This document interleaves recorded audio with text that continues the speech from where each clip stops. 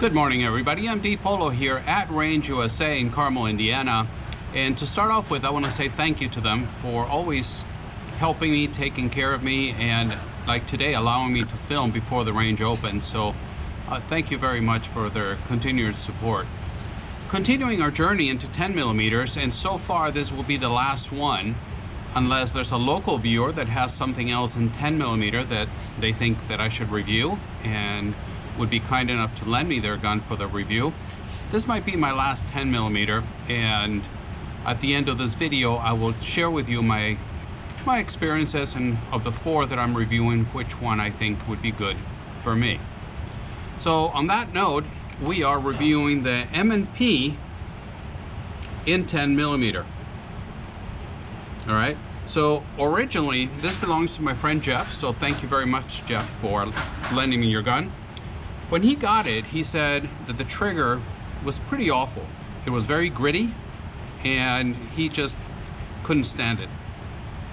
So he put in an Apex trigger, and he also installed the plunger from Apex. And let me tell you, I mean, maybe by now you've seen that I like Apex products a lot, but in this Smith & Wesson, it is fabulous, at least dry firing. We're gonna take first shots here now and see how it goes. We've got, let me see, 15 rounds loaded of S&B, and let me see how it goes. A couple of videos ago, I forgot to put my ears on, and I found out very quickly that I didn't have them on. All right, this one's not wanting to go in.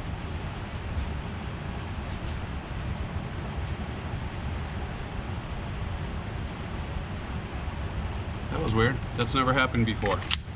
Okay, here we go. We're about 10 yards out. First shots through the Smith & Wesson. You ready?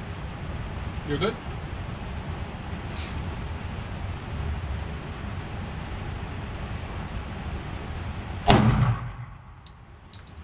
Well, let me show you. I should stop right now.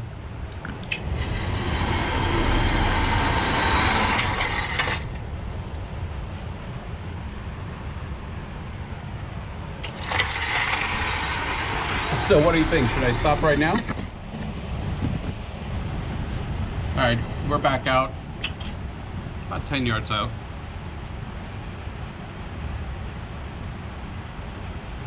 A little bit high.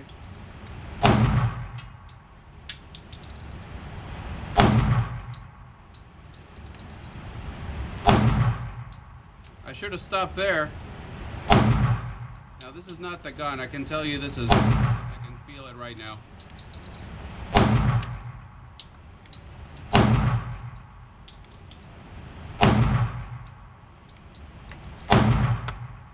That's better.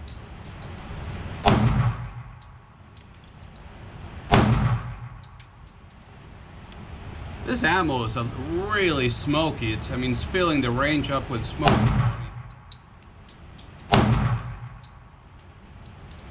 And it's empty. Again, the range, I'm alone, it's safe to move the gun around. So there we go. Apex trigger, Smith & Wesson, M&P 10 millimeter.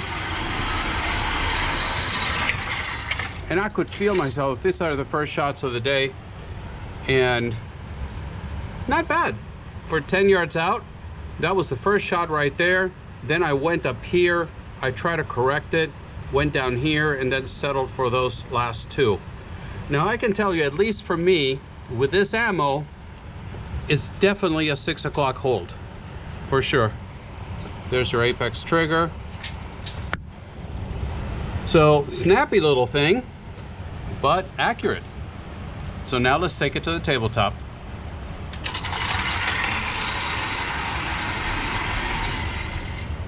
And we're back from the range with the Smith & Wesson M&P 2.0 optics ready in 10 millimeter. Now this is the last one of the four that I borrowed in 10 millimeter for my 10 millimeter run. So At the end of the video, if you stick around long enough, I will tell you exactly what my thoughts were between the four, and of these four, which one would I pick and why. Now, I hope I can get my hands on more, and then I'll keep adding to this series, if you want to call it that. But until then, end of the video, I will tell you my final thoughts. So on this, of course, is a Striker-fired polymer pistol, and it is in with a 4.6-inch barrel. It's also available in a 4-inch barrel. Now, it's got a very nicely polished feed ramp. Also helps to show you the gun, it is empty, although it was checked before that. So 4.6-inch barrel, you can get it in a 4-inch barrel as well. And it's got a capacity of 15 plus 1. You get 2 metal mags like this one in your regular Smith & Wesson box. But very nice metal mags, flat base plate. So 15 plus 1 of 10 millimeter, almost flush, like I think it was the XDM Elite had 16 plus 1. But other than that, they're all pretty equivalent. Now this one, the weight on this one comes in at 29.3 ounces. And that's going to be pretty equivalent to the others, with the exception of the XDM Elite. It's a little bit heavier, but we'll touch base on that in a little bit. The finish on this has got a nitride finish slide and barrel. And of course, nitride is very, very durable. And you'll see that even though you see some wear and tear, the nitride actually penetrates the metal, so you still have protection even though it's showing some wear on it. Depending on where you live, like you said, your mileage may vary, but the suggested retail price on this is going to be $679. But of course you can find them lower, especially if you can find a nice used one. Now the slides, starting at the top, you're going to have just your normal 3-dot sights that are metal, and because it is optics ready, it's going to be suppressor height. So you're going to have a nice co-witness. You got a plastic plate covering the optics mount, as you can see there. Now, the one nice thing about, well, let me stay with it before I jump into the optics cut. At the front, you're going to find some very nice, that wavy serrations, front and rear. The rear ones are going to be quite a bit more aggressive, sharp than the front ones. But if you're one of those press check guys, it's going to help you very, very much. And it's not going anywhere. You can manipulate the slide with no problems whatsoever. Now, we're going to get into the sights. We already talked about that. Metal suppressor height sights. It's going to co-witness very nicely. 3-dot sights. And moving now to the optics, it's very nice that they give you remove the cover plate, and you can put pretty much any optic you want right away. In the box, they give you 7 different plates for the most popular mounting. You know what? I can't speak today. Let me start again. In the box, you're going to get 7 plates, and with those 7 plates, right from the very first moment, you can mount pretty much any red dot that you want. And so that's very nice. How many companies now are just giving you a QR code so you can order 1 plate? People can fall on both sides of that argument, but I think it's nice they included this with it. And now moving down to the frame, of course it's polymer, but it's got fantastic texture. This 2.0 texture, it is wonderful, very aggressive, and I just wish they would have continued it all the way to the top, which you don't have, but you have such good traction down here. You get 4 back straps, so you can really tailor it to the size of your hand and whether you want palm swells or not.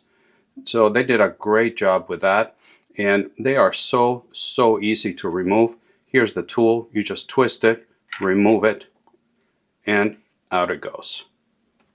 Take a look there. Then you can choose the one you want, and then once again put it in. And this little tool, since I've got it out, I'm going to show you. I'm going to jump ahead a little bit. But when you disassemble this, when you field strip it, there's a way where you can either just pull the trigger, slide comes off, or if you're one of those guys or ladies that don't want to pull a trigger, you of course lock the slide back, and then with your little tool, there's going to be a second little, there's a, you see it down there? It's covered in yellow. You just press it forward and you are at that point disengaging the sear. So you can, but to me that, I don't understand why that's a thing, because you already have to look inside, you have to make sure there's no mag in it, and you have to get in there to disengage the sear. You already know the weapon is safe. But if that is your thing, then that is your thing, okay? So to put this back in, you change your back strap, reinsert the tool, twist it, and you're back locked and you are ready to go. So very nice frame. You got a 3-slot pick rail at the front. You don't have any texture on the trigger guard, but it's a very nice ample trigger guard. It's not HK big, but you got plenty of room for bigger fingers and or gloved hands. I love the texture. I love the ergonomics of the 4, including the, I guess the FN was my second favorite with the grip, but this of the 4 for sure is the most ergonomic. It fits my hand the best, and the texture takes the price on that, no questions whatsoever. Got a little bit of a flared magwell at the bottom, and you can see here you got a little bit of a cutout, so you can strip the mags in case you needed to do so in case of a malfunction. So as far as the controls are, this you can get it with a thumb safety or not. You can, and you have here your slide stop, your slide release, whatever you want to call it. It's a little bit, protrudes a little bit out, but it's got some texturing on top, so you make sure you can get a hold of it. And here you got your takedown lever that of course is only on the left side of the gun. Your slide stop, slide release is going to be on both sides. But that is the only ambi feature. The mag release, which works fantastic by the way, just spits them out. Even heavy metal mags and upside down, it just spits it out. So very nice. It's not ambi, but it is swappable. You can move it over to the right hand if you are a lefty, so you can rejoice. So let's see, what else can I tell you? The controls, let's take a look at the inside of it, okay? So like I said, you lock the slide back, and it is textured. You rotate it down, and at this point, you send the slide home, fire, and off you go. And this is what it looks like inside. So YouTube, this is the procedure to maintain, clean, and service your firearm. Okay, this is not altering a firearm. So you can see there, you got a metal guide rod with a flat spring. Very nice. We already took a look at the barrel, how it's got the nice polished feed ramp. And looking at the inside of the frame, pretty standard Smith & Wesson. Now one nice thing about this is that you can see this openings here, this cutouts, and you can see there's metal in there on both sides. Metal, and here's your serial number that is in the metal part. So you got a metal plate there, and you got metal plate on the side as well. So that's going to make it more rigid, less flexible. But the theory behind it is that it's also going to give you more control of the firearm under recoil. And because of that, at least in my hands, for me, it was the one of the 4 that had the most felt recoil. Now the grip is the most comfortable. You just put the slide back on, lock it back, and flips back on. And you're ready to go. Now let's get into the trigger. It's when this is the Apex trigger. You may recognize it right there. And when it was new, it had a very, very, very gritty trigger. I mean, to the point that you're like, gosh, did they really let it go out of the factory like this? Now, with a caveat there that my experience is one of one. This is my only experience with a 10mm M&P, so it could be just an issue with this one. So if you have the same experience, let me know in the comments section, or if your experience has been wonderful, then let me know that as well. But it was so bad. This belongs to my friend Jeff over at Range USA. So thank you, Jeff. And what he told me was that it was really, really, really bad. So what he did, he purchased the Apex trigger kit and the Apex plunger. And the first thing that he did is he removed the M&P plunger. He cleaned out the canal very well and oiled it a little bit, but more than anything, make sure that it was very clean, and installed the Apex plunger. And he told me that that took care of about 80% of the issues that he was having with the trigger. But since he had already purchased the full Apex kit, he just went ahead and installed it. And let me tell you, what an amazing thing.